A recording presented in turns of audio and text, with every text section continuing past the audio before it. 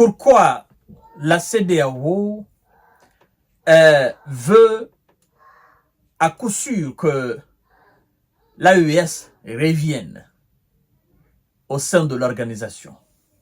Pourquoi?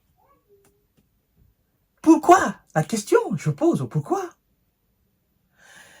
Monsieur Abdoulaye Diop, le ministre qui n'a pas froid aux yeux, le ministre des Affaires étrangères malien, il vient d'administrer une dose aux mafieux de la nébuleuse organisation CEDEAO. Oui, c'est comme ça que je peux les appeler. Parce qu'ils ne sont pas sérieux. Parce qu'ils font les choses à l'envers. Parce qu'ils ne sont plus dans la logique de la CEDEAO mère qui a été créée par des visionnaires afin de répondre aux aspirations des différentes populations des pays différents de la zone CEDEAO. N'est-ce pas, nous avons été les premiers à demander le dialogue. Ils ont refusé.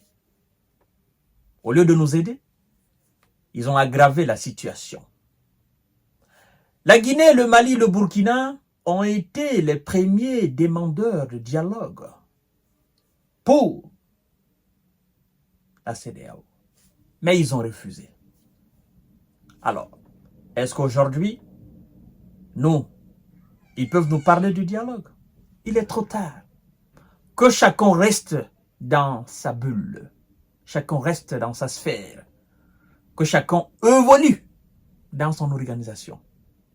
Nous sommes déjà dans l'AES. C'est de ça que nous allons voir dans cette émission. Parce que M. Abdoulaye Diop a fait une analyse très pertinente. Une sortie très claire sur la question.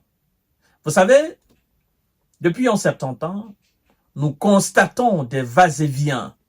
Ils ont même créé un organigramme afin qu'il y ait une certaine confiance entre l'AES et la CEDEAO pour pouvoir amadouer les chefs de l'AES afin qu'ils reviennent sur leurs décisions. Mais c'est peine perdue, mesdames et messieurs. Écoutez bien, s'il vous plaît. Sécurisez cette vidéo, partagez-la, abonnez-vous sur cette page et activez la cloche de notification pour ne plus rater mes vidéos. Surtout, partagez-la. Les appels au dialogue de la part de la CEDEAO arrivent trop tard, déplore Bamako. C'est trop tard. On ne fait plus marche arrière. L'AES est un vol, un Boeing, tout neuf, sorti des usines. Ce vol a été testé. Et ce vol est déjà dans l'espace. Le vol ne fait pas marche arrière. Donc, mesdames et messieurs, voilà un peu ce que déplore Bamako. Parce que vous savez, avant que l'AES ne prenne la décision, vous devez comprendre que ça mûrit. Les pays, le Mali, le Burkina, le Niger, ont tout fait pour que la CEDEAO devienne souple, pour que la CEDEAO n'aggrave pas la situation. La CEDEAO n'a pas compris. Dans de l'arrogance soutenue par les Occidentaux, ils ont pensé qu'ils pouvaient quelque chose contre ces trois pays. Mais c'était mal connaître la détermination de nos braves soldats à la tête de nos différents États. Monsieur Abdoulaye Diop, dit-il, mesdames et messieurs, on a été demandeur du dialogue qu'ils amènent aujourd'hui. N'est-ce pas trop tard? A déclaré le ministre malien des Affaires étrangères, cité par l'AES Info. C'est ça. Nous avons été les premiers demandeurs du dialogue. Nous avons crié, nous avons demandé à ce qu'ils nous acceptent, afin qu'ils puissent nous écouter. Ils n'ont pas accepté. Ils se sont moqués de nous. Et ils ont sorti des sanctions illégales, illégitimes, inhumaines contre nos différents États. Mais puisque nous sommes trois pays frontaliers et que nous sommes dans la même condition, la même configuration, nous avons décidé de nous donner la main, d'évoluer dans l'harmonie, la synergie. Parce que notre destin est commun. Nous n'irons pas en rang dispersé. Donc, ces trois pays ont fait preuve d'union. C'est ce qui fait mal à la CEDEAO. Il y a aussi l'aspect économique et l'aspect géostratégique.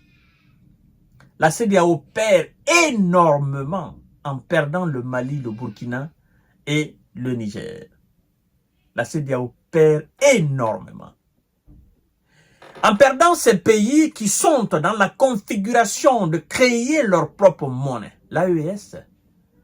Alors, l'oligarchie occidentale qui a la même mise sur cette monnaie qu'on appelle CFA ne veut pas entendre parler d'une création de nouvelles monnaies dans la zone CFA. C'est pourquoi elle aujourd'hui, elle est à terre. Elle veut passer par tous les moyens possibles afin que ces trois pays ne sortent pas de la zone franc CFA. Donc, il y a beaucoup d'intérêts en jeu. Mais le Mali, le Niger, le Burkina sont des États souverains et ont pris une décision souveraine. Et d'ailleurs, il faut dire que la question de la monnaie, c'est une question à ne pas débattre parce que c'est déjà réglé. La monnaie va sortir, la monnaie de l'AES. Et ça sera la fin de toute discussion. Point barre. Mesdames et messieurs, partagez la vidéo dans tous les groupes possibles. Le Mali, la Guinée et le Burkina ont fait le premier pas envers la CEDEAO lors d'un sommet de l'Union africaine. Mais l'organisation régionale avait alors répondu en aggravant les sanctions contre les dirigeants des pays concernés, a rappelé le chef de la diplomatie malienne.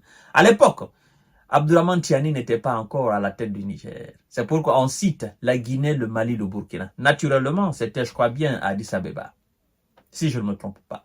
Lors de cette conférence de l'Union africaine, ces trois pays ont fait valoir leurs droits. Mais ça a été rejeté, balayé d'un revers de main par les dirigeants mafieux de la CEDEAO. Et aujourd'hui, ils sont en train de tirer le diable par la queue. Partagez la vidéo dans tous les groupes possibles. Abdoulaye Chop a également pointé du doigt la complexité actuelle de mener des échanges car il est toujours interdit de voyager dans la plupart des pays de la région, à l'exception du Togo. Le Togo a joué un double jeu. Mesdames et messieurs, le ministre des Affaires étrangères malienne, son Excellence Abdoulaye Diop, dit ceci.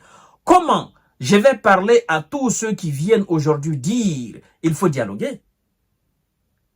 Il faut admettre les erreurs commises et nous laisser prendre le chemin qu'on a pris, a tranché le ministre. Vous avez commis des erreurs à l'endroit de ces différents États. Ces différents États se sont réunis. Ces différents États ont pris une décision commune. Assumez votre erreur. Laissez ces différents États continuer leur chemin parce qu'ils ne reviendront plus sur leur décision. Revenir sur leur décision, c'est la disparition totale, politique, influence de ces différents États. Donc, c'est pourquoi ils ne reviendront jamais. L'AES continuera son chemin. C'est lui qui veut rejoindre l'AES, n'a qu'à sortir de la CEDEAO pour les rejoindre. Point barre.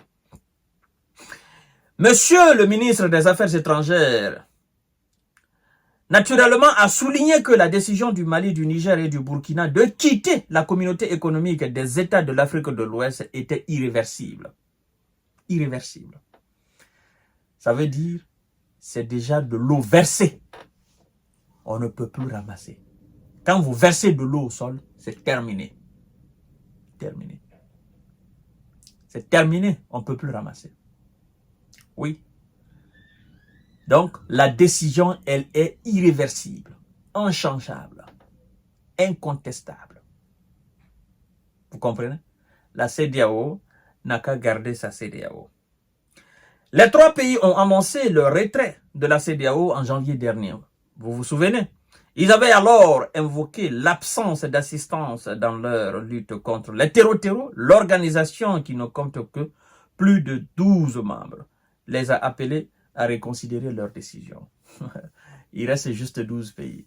Mais parmi ces 12, vous savez, tout récemment, l'un des présidents de ces 12 pays a donné raison à l'AES.